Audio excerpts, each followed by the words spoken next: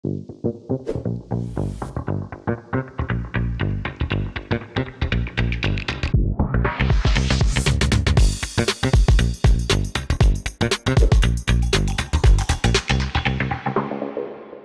I'm joined by Dale Thomas, who is the CEO and President of Digital Plastics. Good to have you on, Dale. Do you want to give everybody a quick intro to yourself and your company? Yeah, thanks, Chris. It's a pleasure to be here today. I'm a serial entrepreneur and technologist that got my start at MIT, where I got my PhD in bringing together AI for solving some of the toughest problems in chemical manufacturing. From there, I was very fortunate enough to start my first company called Therapeutics, where we were really bringing together the technology that I had built during my PhD, and then turned that into an organization with 25 people. We scaled it to $5 million in revenue. And ultimately, I sort of moved on into doing some venture capital investments to really support founders within the local Boston community. And ultimately, I decided that I wanted to get, back into being an operator and started Digital Plastics, which has also acquired the brand name plastics.com. And we are building this online e-commerce marketplace powered by Hermann AI. And so we're really this AI company that is bringing innovation into a technical sales market of plastics, which is really exciting and something that you can do in Boston that you might not be able to do other places. Yeah, brilliant. And what was the problem that first kind of sparked the idea for Digital Plastics then? So the first idea, I think startup companies, really, they kind of go through a bunch of different phases. When I was in venture capital, I had the luxury of seeing and hearing a bunch of different ideas from founders on a day-to-day basis, and I thought that was like so interesting to see what they were working on. And really, what I noticed is AI was starting to take off, and there were different types of industries and markets and niches that could benefit from AI that some people really weren't interested in pursuing. And so when I got the opportunity to work with the plastics industry through my sort of the work that I was doing in investments, I ended up seeing this big opportunity within plastics, because selling plastics was just too difficult. And I'm really passionate about sustainability. And so I thought that there was this interesting way where you could use AI in order to help people understand the environmental impact of the purchasing decisions that they were making. And so maybe we might not be able to transform the plastics industry overnight into a more sustainable market, but what we can do is help inform people about making better decisions. And so that's what really got me excited about how AI could go into the plastics industry and start to help people make better decisions about their plastic purchasing. But also, as we've gotten into this, it's grown to be much bigger than just sort of this sustainability first principle. It's gone into how can we reduce our reliance on metals, or how can we improve safety in cars, or how can we build better diapers. Like, there's all these like very interesting applications of plastics that are that we interact with pretty much every day of our lives that you never really think of. And so that's been one of the more rewarding parts of getting into building a company again. It's this initial seed of an idea of wanting to help people find sustainable plastics, and how that idea sort of progresses into a full business. Yeah, brilliant. Thanks for that. So you've been building for a little while now. How does the product look today versus your first MVP? Well, quite different, to be honest. I mean, when we started out, it was just the MVP for us was, could we get a agentic AI framework to have the ability to suggest plastics better than a sort of normal general intelligence frontier model. And so we started out with just a couple lines of code, some plastics information, and really proved that out on this solid data set that we had sort of like cobbled together from tech, the answers at the back of textbooks. Like, can we answer these like 10 questions better than OpenAI? And what we showed is actually OpenAI was actually really bad at answering engineering questions. And that got us really interested in the ability to say, if it's really bad at this, what else is it really bad at? What is it good at? And it's good at legal documents and healthcare, which are all basically language-based fields. And where it was falling short was sort of these like engineering, mathematics fields. And we saw that as a big moat within these technical engineering sales fields that we could start to develop a product around. And so where we've gone with the realization that we can add information to large language models and get higher quality answers with lower hallucinations is really built an entire e-commerce platform around this capability of providing really good answers to engineering questions. And that is what we've started to catch on within the plastics industry around and build a brand around. Brilliant. And then in terms of your personal learning curve, what are the main things that you've learned about building a startup since you've become a founder yourself? That a PhD does not teach you how to be a founder. I think, I was very fortunate to get my PhD at a world-class institution here in Boston. But one of the biggest learnings that I've had is how to be a business person, because I'm really good at the technology. And I think in order to be good at building a startup, you have to be able to balance and be willing to balance your technological interests with the ability to really build a business, do fundraising, and all the other aspects of what it takes to put together all the little puzzle pieces of building a business. And I find that is super rewarding. It's also incredibly challenging, but ultimately, I view building a business now as more of an engineering problem, because it really is just these different Lego blocks that you're putting together in order to construct an organization. And that, to me, has been super fun to learn about and participate in the community and learn sort of like the rules of the road. Yeah, brilliant. I like that outlook. And in terms of challenges you face, what would you say has been the biggest challenge that you've faced in terms of trying to grow your business or your businesses to date? I mean, there's always this like common thread, or this is one of the common threads that I've seen is it's how to interface with customers. It's trying to get that first customer onto the platform, really delight them, develop that experience.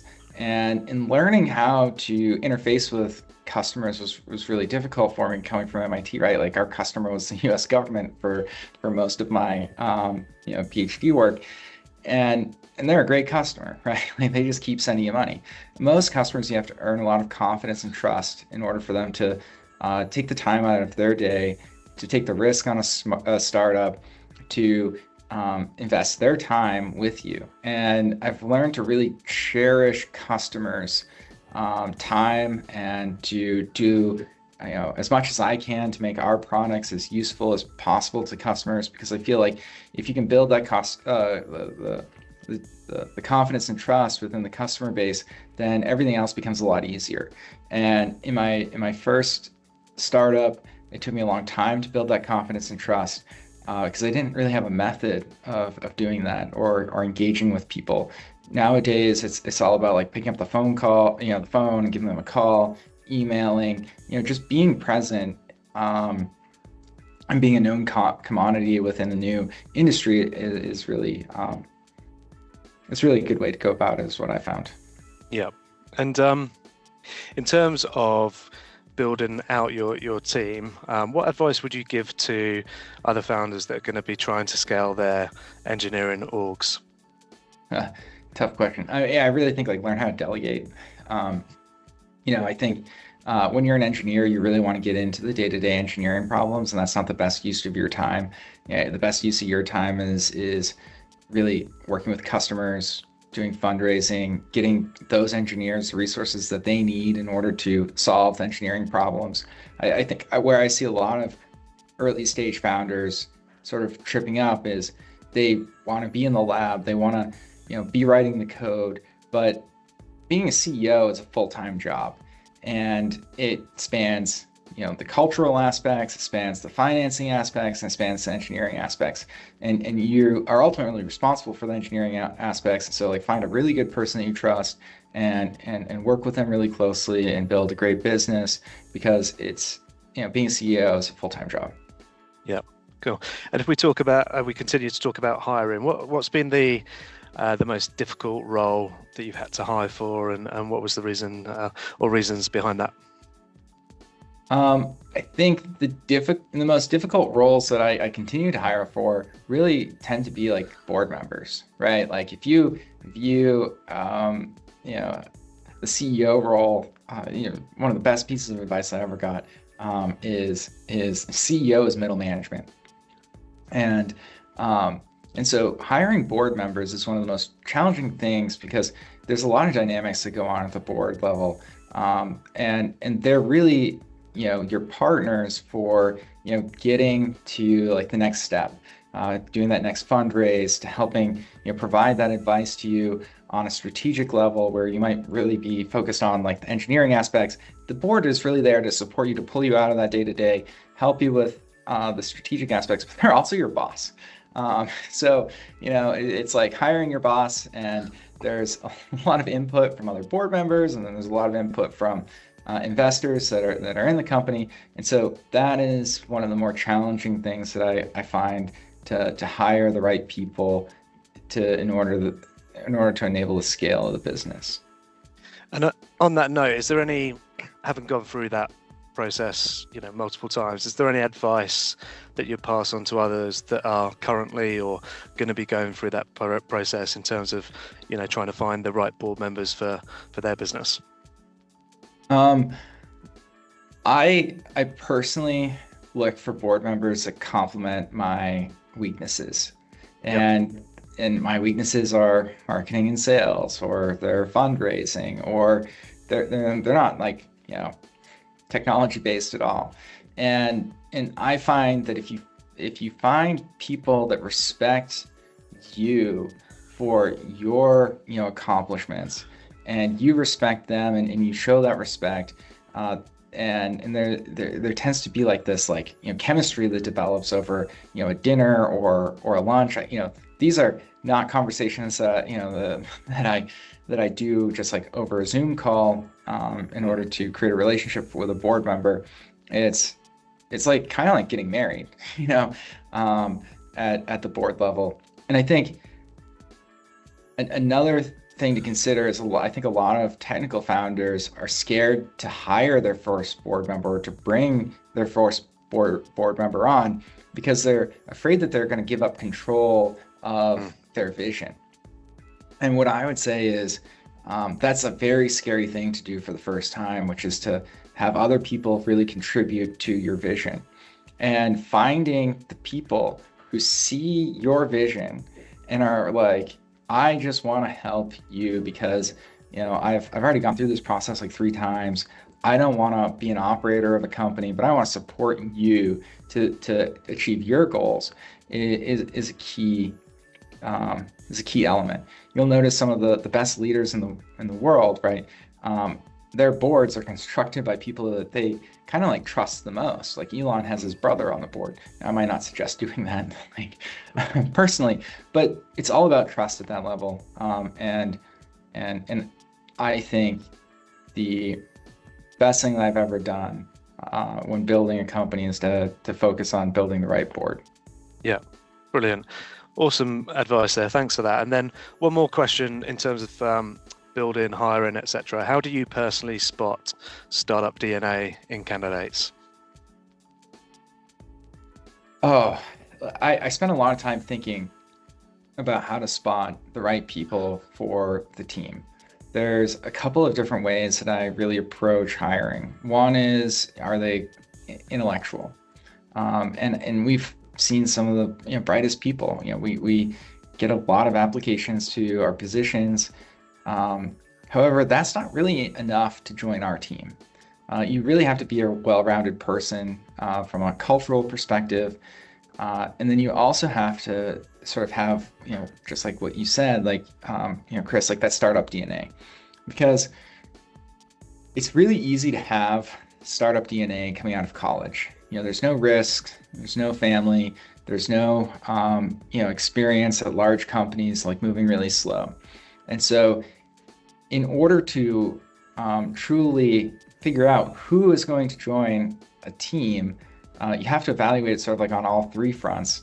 Are they going to perform well with basically zero resources, no systems? They have to set up all the processes.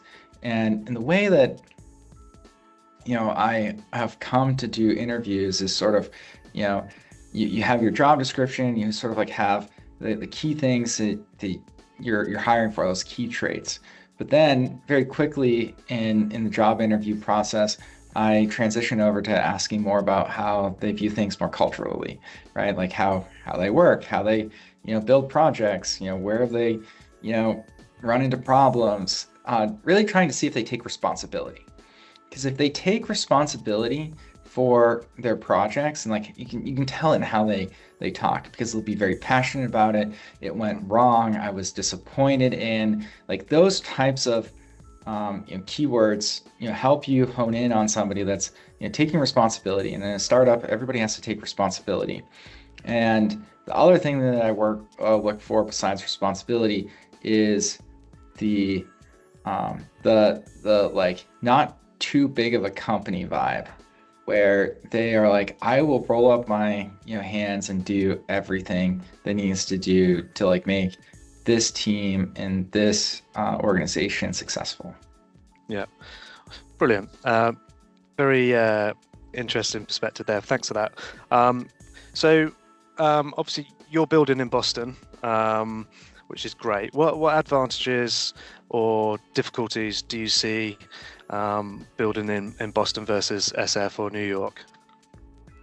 So I've built two companies here so far. I've really enjoyed the Boston ecosystem. However, I find Boston, even though it's phenomenally intelligent, I think it can be pretty difficult as a founder within Boston. Mainly because the ecosystem might be like just not as advanced or whatnot to support founders going through, say like the journey of raising money and how to hire and all the aspects. I think SF and New York really have. They have these like really well established like founder ecosystems that tend to support the founders through thick and thin. And so even though there's these really amazing universities, they tend to be a little bit academic. So Boston is a little bit more academic, but I do think that if you sort of like come to Boston, you're only a plane ride away from SF, train ride away from New York City. And really what Boston is really good at is putting the right, like really smart people to start some really innovative things really quickly. And I think that's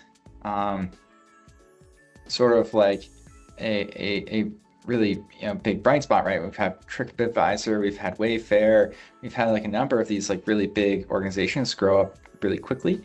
And the reason I think for that is because there's not as much competition in Boston. And so you can, really find the right people, you can inspire them with a big vision, and they're, willing to join your company and invest like their time in your company because you're a startup. And like, that's pretty cool. And is there any particular way that you feel the Boston startup community can better support founders on their journey? I It is well on its way, I Yeah. would say. It's making a lot of progress. Like, the venture capital firms in Boston used to be like more like private equity, like large, big dollar funds. And there are some more like pre-seed and seed funds that have accelerators and incubators. And so it might have gotten, better since I, joined the, local startup ecosystem. But I do think that it's something that people have realized. I do think that the biotech downturn has actually like helped the founder network in some weird way where, a lot of founders really had to come close together during this sort of like, pinch period of funding. And that is like, just brought everybody together. And I really hope that this sort of, what I'm seeing is sort of founder network that's, being in incubation, continues to really grow. Because I do think that the Boston ecosystem is a great community to actually build a company in. I think that the city is pretty supportive, the state is pretty supportive.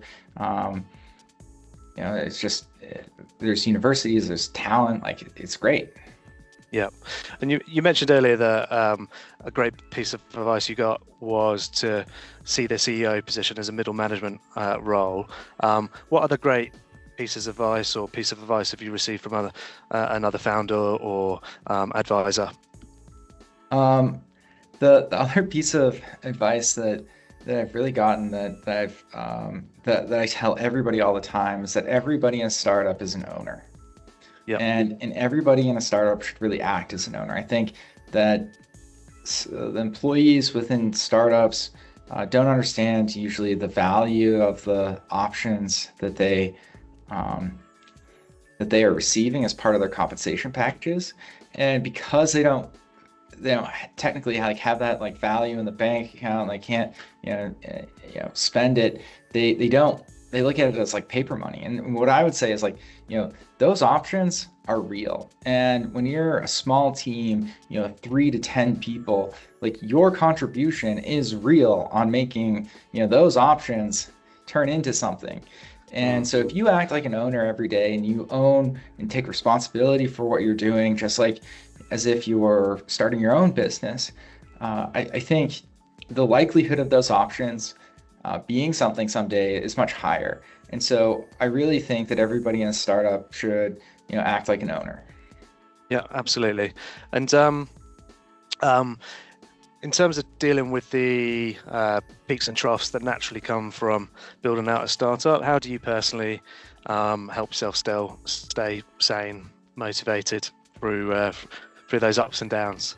Exercise. Like I got to tell you, I think the most important thing is to keep your mind and your body healthy. And so during the summer, I have a bike and I like go out for do cycling. During the winter, I transition into swimming. And I think like keeping up a routine and a regimen is pretty good. And when I'm traveling, I go jogging.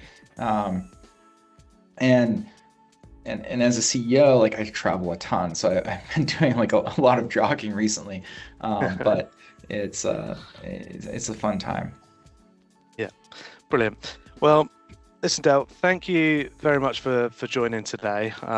Absolutely loved listening to you and your thoughts, and giving people some great advice in terms of your personal journey today. So thanks for your time. I wish yourself and Digital Plastics all the best of luck moving forward, and I look forward to seeing you guys continue to go from strength to strength.